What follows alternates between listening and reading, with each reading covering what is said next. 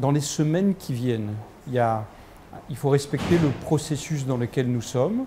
Il y a d'abord eu la loi qui a été promulguée. Maintenant, nous travaillons sur ce qu'on appelle le décret qui organise concrètement le système en application de la loi. Et je vais transmettre dans les jours qui viennent le projet de décret au Conseil d'État.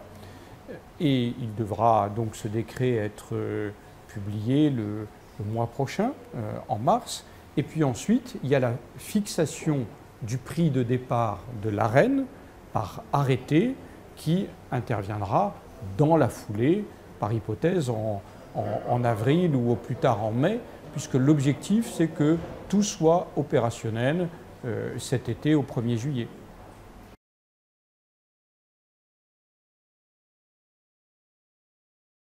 Alors, nous en discutons actuellement, puisque la concertation vient de s'achever. Elle fait l'objet d'un premier rapport, le premier rapport Charpin-Trinck, qui a été soumis hier à tous les acteurs qui doivent faire connaître leurs réactions, qui va nous être remis à Nathalie Kosciusko-Morizet et moi-même la semaine prochaine. Et dans la foulée, nous en tirerons les conclusions pour que ce soit publié au journal officiel du 8 mars pour que le dispositif soit opérationnel le 9 mars.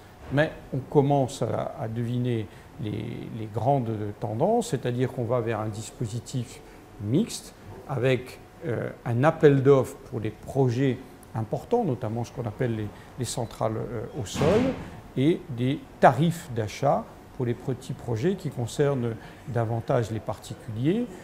Et il y aura donc une régulation par le prix, par une dégressivité des prix en fonction des quantités, et pas, comme on l'a suggéré à tort, une formule dite de quota.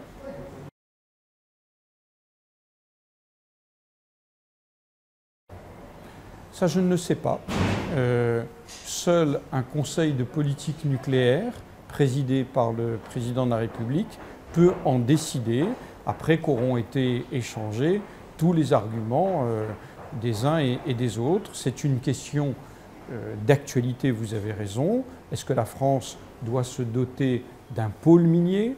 Dans quelles conditions le faire? Qui peuvent en être les protagonistes? C'est une question d'actualité, nous allons y travailler et c'est le président de la République qui tranchera lors d'un prochain Conseil de politique nucléaire.